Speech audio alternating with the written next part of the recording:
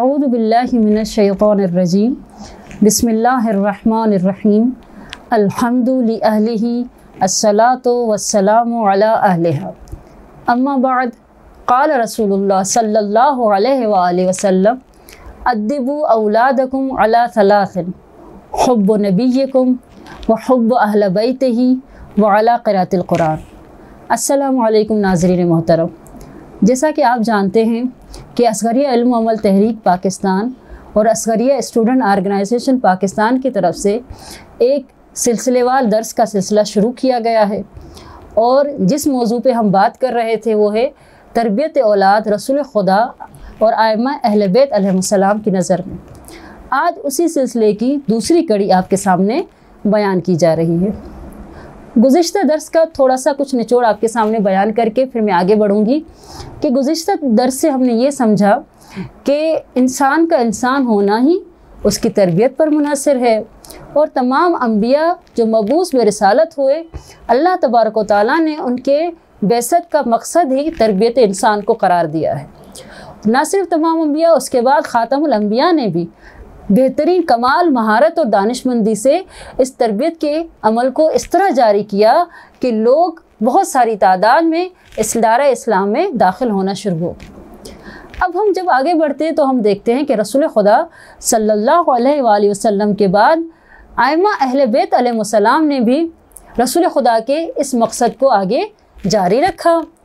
और तमाम हुकूमतों की मुखालफतों, सख्तियों, मसाइब व आलाम के बावजूद मुसलसल अपने मकसद में आगे बढ़ते रहे और लोगों को अच्छाई और नेकी की राह की तरफ बुलाते रहे। और हम समझना चाहिए हर उस फ़र्द को, चाहे वो एक मुरब्बी हो, तरबियत करने वाला हो, चाहे एक उस्ताद हो, चाहे वालिदैन हो,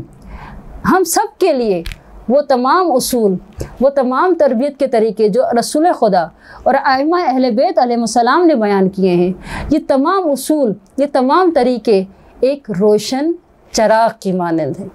क्योंकि तरबियत का रास्ता पुरख़तर है, तारीक है, सख्त है, तंग है। तो यही उसूल और तरीके जो आइम्मा ने और रसूल पाक ने बयान किए हैं, इस तारीक राह में हमारे लिए एक रास्ता बता सकते हैं जो कि रोशन हो और इस रास्ते में रहनुमाई की सूरत में हमें बयान हो सकते हैं।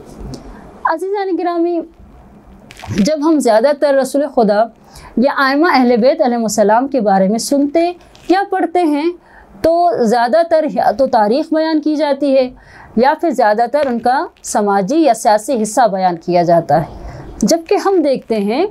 कि रसूल खुदा और आइम्मा अहले बैत अलैहिमुस्सलाम बेहतरीन मुअल्लिम इंसान हैं, वो बेहतरीन उस्ताद थे और आइम्मा ने, रसूल पाक ने इंसानी ज़िंदगी के तमाम पहलुओं की हमें बेहतरीन रहनुमाई बयान की है। ज़िंदगी के हर पहलू में हमें हिदायत के तरीके बयान किए हैं जिनको हम अपना कर एक खुशबख्ती और कामयाबी वाली ज़िंदगी गुजार सकते हैं। अज़ीज़ान गिरामी, आइए आज हम कोशिश करते हैं कि ख़ुद इस लफ्ज़ तरबियत को समझें कि इसकी माना क्या है, फिर हम आगे बढ़ेंगे इंशाअल्लाह।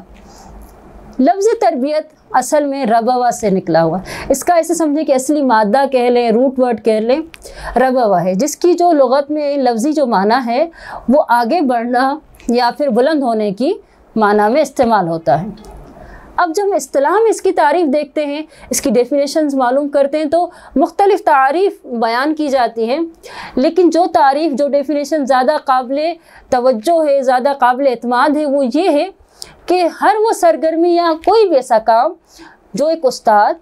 वालिदैन या कोई भी तरबियत करने वाला मुअय्यन अहदाफ को हासिल करने के लिए अंजाम दे, ताकि वो सरगर्मी दूसरे फ़र्द की फ़िक्र पर, किरदार पर, अमल पर असरअंदाज हो सके, इसी को तरबियत कहा जाता है। अज़ीज़ान गिरामी, हम देखते हैं कि तमाम मखलूक़ात या फिर वो तमाम मौजूदात जो हमेशा हालत तब्दीली में होते हैं, हालत तग़य्युर या चेंजिंग्स की हालत में होते हैं, वो किसी ख़ास मौसम में, किसी ख़ास वक्त में अच्छी तरबियत, अच्छी नशोनुमा पा रहे होते हैं। मसलन मिसाल के तौर पर आपके सामने बयान करूं कि फूल ज़्यादातर मौसम बहार में खिलते हैं, या फिर चश्मे जो है ना गर्मियों के मौसम में जारी होते हैं, या ज़्यादातर बारिश वो भी गर्मियों के मौसम में होती है। तो अज़ीज़ान गिरामी, मालूम हुआ कि उन्हीं मखलूक़ात में से एक इंसान भी है। और इंसान की तरबियत का भी समझ लें एक ख़ास वक्त होता है, इंसान की तरबियत का भी एक ख़ास मौसम होता है। अगर उसी मौसम में उसी वक्त में तरबियत शुरू कर दी जाए तो तरबियत आसान भी हो जाती है और वो तरबियत मौसर भी साबित हो सकती है। अब अगर हम चाहते हैं कि इंसान की तरबियत को समझें तो इस तरबियत के पूरे मौजू को मैं 2 हिस्सों में बांटना चाहूँगी ताकि हम अच्छे से समझ सकें कि तरबियत का आगाज़ किस तरह से और क्या किस तरह से करना चाहिए। तरबियत इंसान के मौजू को अगर हम 2 हिस्सों में बांटें तो पहला हिस्सा इंसान की तरबियत का, बच्चे की तरबियत का वो होता है जिसे हम हालत गैर इख्तियारी कहते हैं, और दूसरा हिस्सा वो कहलाता है जिसे हम हालत इख्तियारी कहते हैं। अब अगर जब हम बात करते हैं हालत इख्तियारी से क्या मतलब है, यानी ज़िंदगी का वो हिस्सा बच्चे का जिसमें बच्चे का अपना इख्तियार नहीं होता बल्कि दूसरे असबाब होते हैं जो उस पर असरअंदाज होते हैं। और दूसरा हिस्सा है हालत इख्तियारी, यानी वो हिस्सा है इस बच्चे की ज़िंदगी का जिसमें अब बच्चे को बताया जाता है, उसको रहनुमाई की जाती है, लेकिन अब उसको अपना इरादा और इख्तियार इस्तेमाल करना होता है। सबसे पहले हम बयान करेंगे हालत इख्तियारी के हवाले से, गैर इख्तियारी के हवाले से। हालत गैर इख्तियारी के हवाले से जब हम बयान करते हैं तो इस मौजू को भी हम 3 हिस्सों में बांटेंगे। सबसे पहला हिस्सा पैदाइश से पहले, दूसरा हिस्सा आगाज़ तवल्लुद यानी पैदाइश से 7 दिनों तक, और उसके बाद तीसरा हिस्सा 7 दिनों के बाद यानी विलादत के बाद का वो हिस्सा बयान किया जाएगा।